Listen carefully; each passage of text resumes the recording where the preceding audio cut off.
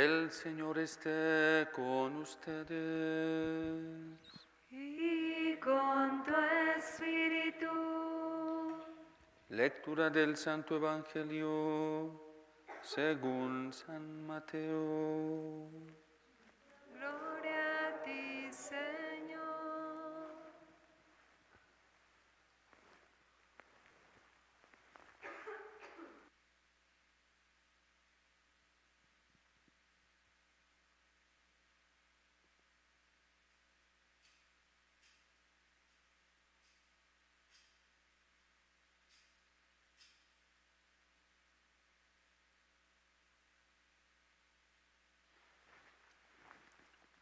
En aquel tiempo, cuando llegó Jesús a la región de Cesarea de Filipo, hizo esta pregunta a sus discípulos.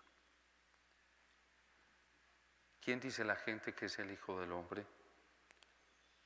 Ellos le respondieron, unos dicen que eres Juan Bautista, otros que Elías, otros que Jeremías o alguno de los profetas. Luego les preguntó, ¿y ustedes? ¿Quién dicen que soy yo? Simón Pedro tomó la palabra y le dijo, tú eres el Mesías, el Hijo del Dios vivo. Jesús le dijo entonces, dichoso tú, Simón, hijo de Juan, porque esto no te lo ha revelado ningún hombre, sino mi Padre que está en los cielos. Y yo te digo a ti que tú eres Pedro, y sobre esta piedra edificaré mi iglesia. Los poderes del infierno no prevalecerán sobre ella.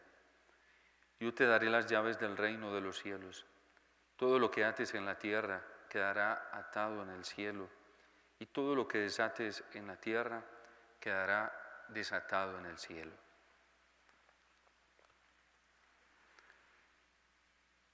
Palabra del Señor. Gloria a ti, Señor Jesús.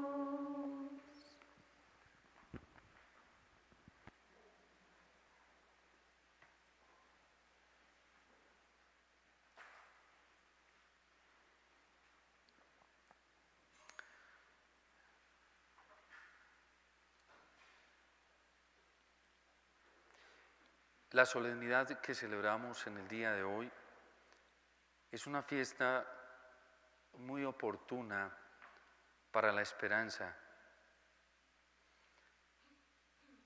y sobre todo la esperanza en la iglesia que ha instituido el Señor, la iglesia a la cual Dios le ha proveído todo lo que necesita para ser y permanecer fiel a la verdad de Jesús.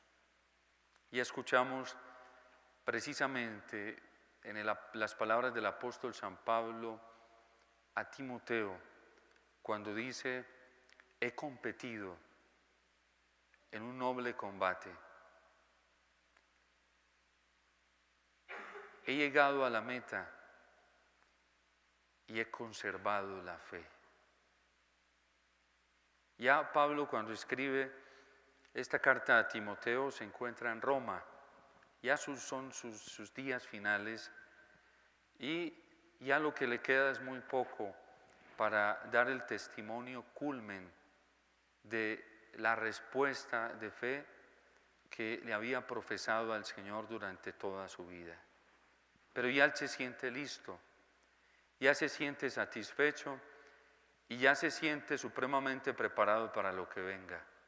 De hecho, Dios no lo va a liberar del martirio. San Pablo termina derramando la sangre por Cristo y decapitado en Roma. Y ese mismo testimonio también lo va a dar el apóstol San Pedro. Termina siendo crucificado según la tradición, al revés, para manifestar la fidelidad a la fe que le había profesado al Señor. Este momento del martirio es el momento culmen que nos permite a nosotros mirar al primer Papa como un hombre heroico como un hombre sublime, como un hombre auténticamente testigo de lo que profesó aquel día cuando el Señor le preguntó si lo amaba y él en 3 veces le respondió afirmativamente, siendo honesto y consciente de su propia fragilidad, pero también consciente de la responsabilidad que tenía con el Señor y del encargo que el Señor le estaba entregando de cuidar sus ovejas.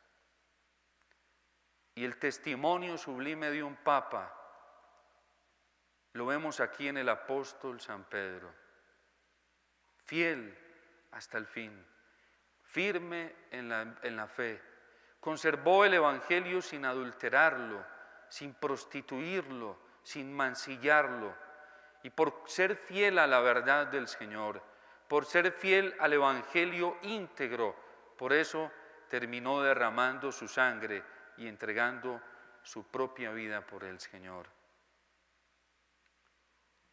Y digo que esta solemnidad nos debe llenar a nosotros de mucha esperanza. ¿Por qué? Porque el Señor en este texto evangélico que acabamos de escuchar prometió que las fuerzas del infierno nunca iban a prevalecer sobre la iglesia. Prometió que Él iba a estar sosteniendo el ministerio petrino, para el ministerio a través del cual confirma a todos los católicos cristianos en la fe única y verdadera. Y el Señor ha sido fiel. Primero podemos evidenciar el testimonio de aquella fidelidad del Señor en estas palabras del Evangelio, en la tradición bíblica, pero también en la tradición histórica de la Iglesia. Hoy, cuando hemos tenido más de 260 papas, y entre este grupo de más de 260 papas, hay algunos que han sido fieles a la verdad del Evangelio, hay unos que han sido fieles a la única fe verdadera que nuestro Señor nos dejó, al Evangelio auténtico y puro, así como también hay muchos que han sido infieles dentro de este grupo de papas. Gracias a Dios hoy tenemos el testimonio de la historia, fuentes documentadas que nos pueden dar testimonio de todo lo que ha sucedido a lo largo de estos años, de estos siglos que lleva la Iglesia. Y a pesar de la infidelidad de algunos, Dios ha permanecido fiel. A pesar del caos de vida que han llevado algunos, Dios ha permanecido fiel a aquella promesa primigenia que le hizo a Pedro. Las puertas del infierno jamás prevalecerán contra ella. Y por eso a nosotros siempre, a los católicos, nos debe motivar la alegría de saber que nuestro Señor lleva el timón de esta iglesia, lleva el timón de esta barca, y el Señor nunca la va a dejar perecer. Es más, la continuación de este capítulo 16 del Evangelio de San Mateo nos muestra seguidamente, después de este elogio que le dirige el Señor a Pedro, el primer papa: dichoso eres tú, Simón, hijo de Juan, porque esto no te lo ha revelado ningún hombre, sino mi Padre que está en los cielos. A este elogio que el Señor le hace al primer papa, que le hace al apóstol San Pedro, le sigue un reproche muy fuerte. Así como Pedro en estos momentos se está dejando guiar, se está dejando iluminar por Dios, se está dejando impulsar por la fuerza del Espíritu Santo y está confirmando que Él es el elegido y que Dios ha puesto su mirada en Él, así también Pedro se convierte más adelante en piedra de tropiezo y de escándalo para la misión que quiere realizar el Señor. Y seguido a esta perícopa del Evangelio que tomamos en este capítulo 16, nos vamos a encontrar con una tensión escalofriante de lo que significa el don que Dios le confía a un hombre, un don extraordinario que Jesucristo le acaba de confiar a Pedro. Ahora Pedro, después de que el Señor hace el anuncio de la pasión, cómo le va a tocar perecer, cómo le va a tocar sufrir y qué camino le va a tocar recorrer, Pedro le dice: Señor, eso que ni te suceda. Se lo lleva aparte.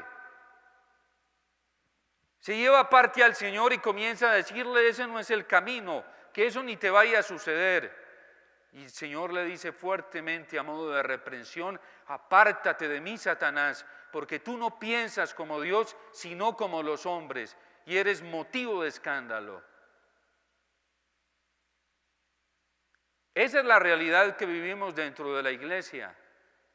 Un don supremo, extraordinario, un don de Dios para garantizar su fidelidad, su promesa fiel a su iglesia, para no dejarla perecer, pero también la fragilidad humana, la realidad de la fragilidad humana que está en este lado, y que si la fragilidad humana no es fiel al don, pues entonces la fragilidad humana no va a ser una ayuda en el proyecto, en el progreso que debe llevar el camino de salvación dentro de la iglesia.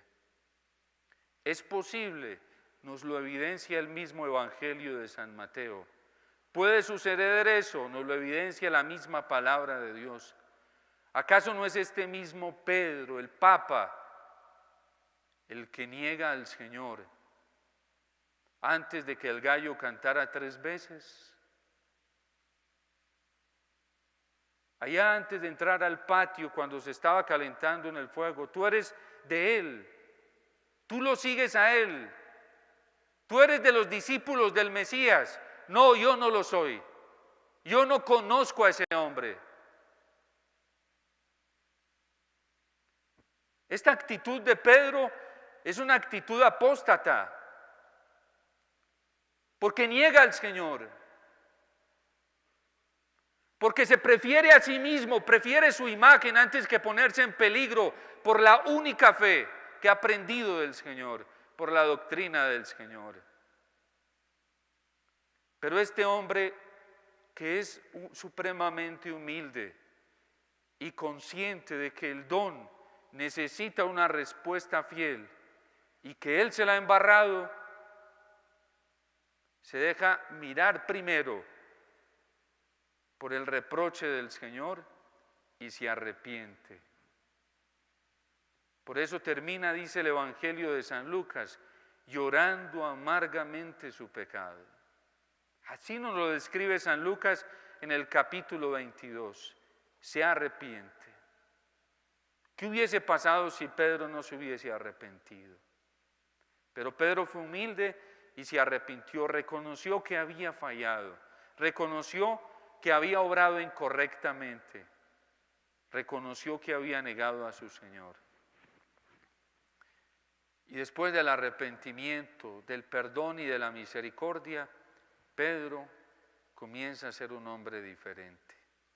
Y eso nos lo testifica el Evangelio de San Juan, cuando ya después de la resurrección el Señor se le aparece a orillas de Tiberíades. El Pedro prepotente ya es un hombre supremamente humilde, consciente en Tiberíades, consciente de su propia fragilidad, pero también consciente de que debe dar una respuesta fiel al Señor. Pedro, ¿me amas más que a estos? Y la honestidad, la sinceridad de un corazón arrepentido y un corazón que ya es tocado por la misericordia, lo lleva a responder humildemente: Señor, yo te quiero. Yo no te amo más que estos, porque soy un hombre frágil. Pedro, ¿me amas? El verbo que utiliza el texto griego es el de ágape. Agapasme, le pregunta el Señor. 2 veces le pregunta. Simón Ioanno, agapasme. Y Pedro le dice, filio sé. Mi amor todavía, Señor, es muy pobre. no es de la misma dimensión del tuyo. Antes yo te había profesado un amor igualito o superior al tuyo, porque yo te dije, antes te dije que estaba dispuesto a entregar mi vida por ti y que así todos te abandonaran, yo nunca te iba a abandonar, pero es que te estaba respondiendo desde la prepotencia, desde el orgullo, creyéndome gran cosa, sin darme cuenta que sin tu gracia yo no era capaz de responder. Le pregunta por tercera vez el Señor, Simón Ioanno, filius me. Ahora le dice el Señor, ahora que te he hecho reconocer lo frágil que eres, ¿me quieres? ¿Me quieres? Y Pedro le dice, Señor, tú lo conoces todo. Tú sabes que en mi corazón hay una rectitud de intención muy grande y que quiero amarte, que quiero serte fiel, que quiero responderte. Ya aprendí la lección, yo quiero serte fiel, Señor. Por lo menos tengo rectitud de intención y por lo menos no me voy a valer de este llamado para colocarme por encima de los demás. Por lo menos ya no me voy a valer de este llamado para colocarme en el primer lugar, superior a los demás. Por lo menos ya ahora sé, Señor, que necesito de ti, que hay una rectitud de intención muy grande en mi corazón y que quiero responderte y que me voy a fiar de ti y me voy a apoyar solamente en ti para responder fielmente y no me voy a fiar de nada más ni de nadie más sino de ti, Señor. Apacienta mis corderos, le dice el Señor. Y qué bien comienza a hacerlo después de experimentar la misericordia y el perdón. Porque también en el Evangelio, Pedro es el que se acerca y le dice, Señor, ¿a quién? Cuando todos comienzan a dejar solo al Señor, Señor, ¿a quién vamos a ir si solamente tú tienes palabras de vida eterna? Pedro entendió que la primacía de su corazón era el Señor y que él no podía tener sus oídos atentos para escuchar en primer lugar a nadie más que al Señor. Pedro entendió que para poder ser fiel, él tenía solamente que escuchar y adherirse a las palabras del Señor. Y por eso nosotros los sacerdotes y toda la iglesia, todos los días oramos por el Papa y le decimos al Señor que lo confirme en la fe, en la única fe que dirige su corazón hacia el Señor. Que el Papa solamente mire al Señor, que escuche al Señor, que detenga su corazón y su mirada en el Señor, que lo confirme en la fe y en la caridad. Y esa petición tenemos que hacerla, tenemos que seguir haciéndola y cada vez más intensamente. Porque ha habido en la iglesia, en la historia de la iglesia, hombres que no han sido fieles a ese ministerio petrino. Porque se detuvieron a mirar otra cosa en vez de al Señor. Y por eso nuestra gran tarea, la iglesia en los Hechos de los Apóstoles, la iglesia oraba por el Papa, por Pedro, para que el Señor lo salvara de la cárcel. Y hoy más que nunca tenemos que orar por el Papa. Una solemnidad como esta tiene que llevarnos a tomar conciencia de la responsabilidad que tenemos nosotros de orar, de hacer sacrificio, de hacer penitencia por el Papa. Porque siempre va a estar la tensión entre el don y la actitud humana. La gracia, así lo quiso Dios, siempre va a necesitar de la respuesta humana. Dios nos entrega un don. A mí me confió el don del sacerdocio. Y si yo no soy fiel al ministerio sacerdotal, a lo que el Señor me pide, yo tendré que darle cuentas al Señor. El hecho de que yo lleve un don tan grande en mí, como lo es el don del sacerdocio, no garantiza mi salvación. Mi salvación la garantiza la actitud la respuesta que yo tenga al don. Una fiesta como la de hoy, una solemnidad como la de hoy, tiene que hacernos tomar conciencia de la responsabilidad que todos tenemos frente al don. Dios a cada bautizado le dio el don del bautismo, la gracia del bautismo. Pero para que esa gracia bautismal sea plena se necesita la correspondencia de la vida humana. Si yo no soy fiel con mi respuesta a la gracia bautismal, eso no garantiza mi salvación. Mi salvación se garantiza en la medida en que yo sea fiel a la respuesta que imprime ese don tan precioso como lo es el bautismo. ¿Por qué creen que en la puerta, desde la puerta cuando se está recibiendo el bautismo, se les hace tomar conciencia a los padres y padrinos de que ellos son garantes de la fe de ese neófito? Esa es la tensión que siempre se da entre el don exclusivo y absoluto de Dios, porque Dios es fiel y lo dio todo, todo lo entregó. Pero ahora ese don de Dios necesita mi respuesta.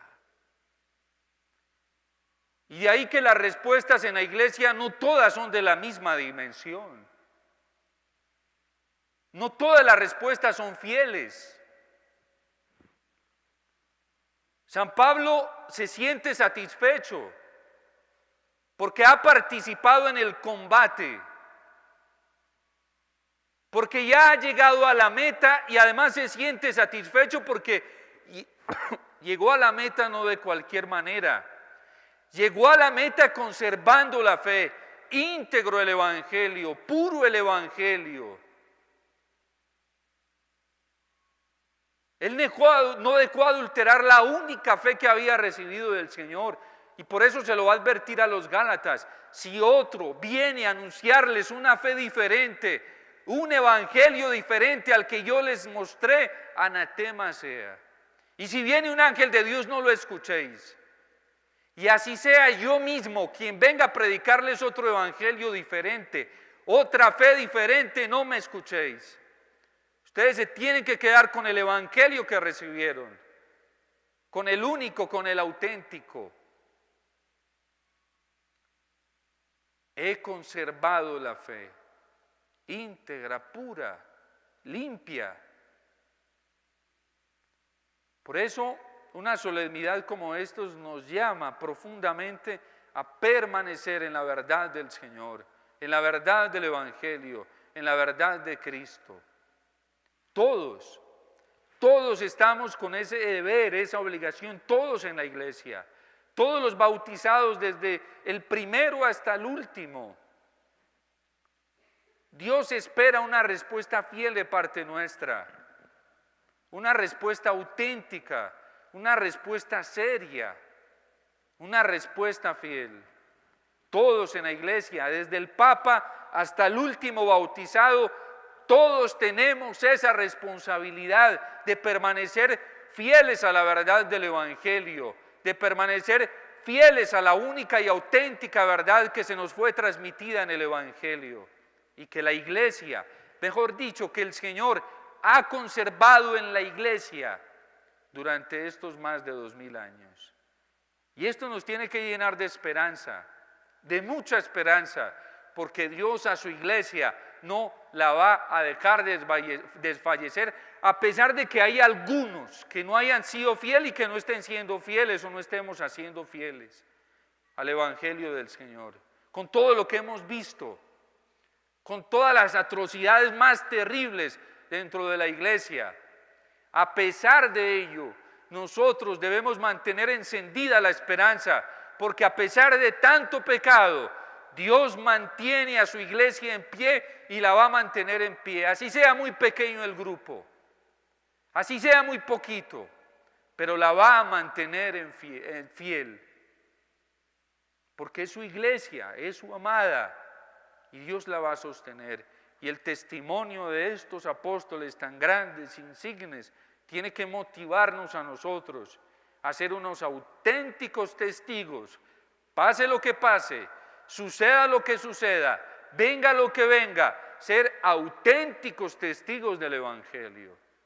Si Pablo y Pedro se hubieran vendido a la mundanidad del momento, al relativismo del momento, que tuvieron la posibilidad de venderse, si se hubiesen vendido, no hubiesen sido testigos. Fueron testigos porque no se vendieron y por eso terminaron pagando con la persecución y pagando con la vida.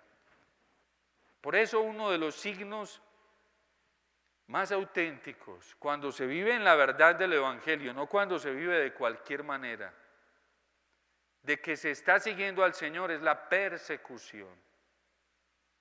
Si hay persecución, porque se está viviendo la verdad del Evangelio, porque se es fiel a los mandamientos, porque se es fiel a todo lo que el Señor pidió. Una cosa es que a uno lo persigan porque uno es horrible, porque uno es insoportable, porque uno se maneja mal con la gente, porque uno se maneja mal con los demás.